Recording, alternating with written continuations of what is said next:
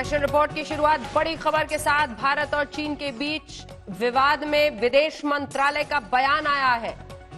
इस बयान में ताजा हिंसा में दोनों पक्षों को नुकसान उठाना पड़ा, यह साफ कहा गया है। एलएसी पर जो हुआ उससे बचा जा सकता था। बातचीत से विवाद सुलझाने के लिए हम प्रतिबद्ध हैं, ये कहा है भारत के विदेश मंत्रालय ने। मंजीत नेगी हमारे सहयोगी इसी खबर पर हमारे साथ जुड़ रहे हैं। मंजीत, बताएं।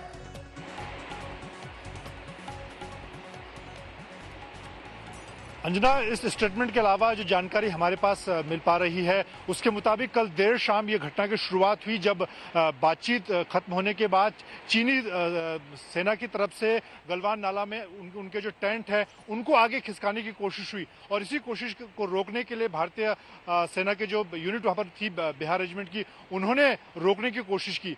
चीनी सेना काफी ज्यादा नंबर में थी और उस दौरान ये घटना हुई। करीब 3 घंटे तक ये घटनाक्रम चला, जिसमें दोनों तरफ का नुकसान हुआ। हमारी तरफ से भी अभी तक जो आधिकारिक पुष्टि हुई है, एक अधिकारी समेत 3 जवानों के शहीद होने की बात सामने आई है। लेकिन दोनों तरफ ये जो जवान हैं वो घायल हुए हैं।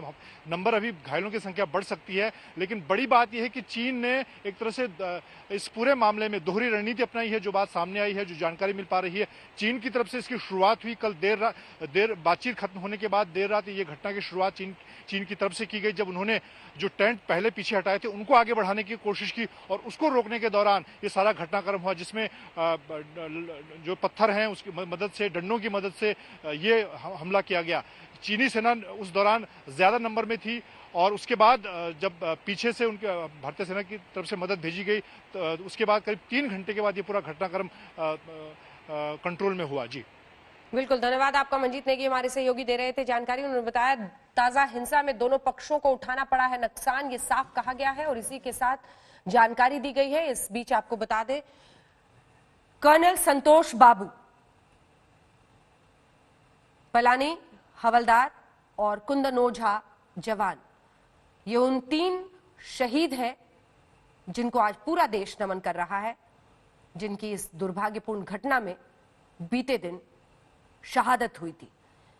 गलवान घाटी में जो भारत और चीन के बीच झड़प हुई उसमें इन 3 कमांडिंग ऑफिसर्स कर्नल संतोष बाबू, पलानी हवलदार और कुंदन ओझा जवान, इन तीनों की मौत हुई है।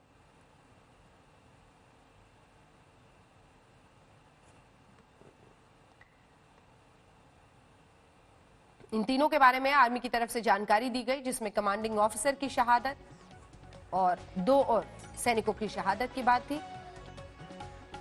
यह भी कहा गया है कि भारत ने एलएसी का हमेशा सम्मान किया है और अपनी संप्रभुता से नहीं करेगा कोई भी समझौता हिंदुस्तान।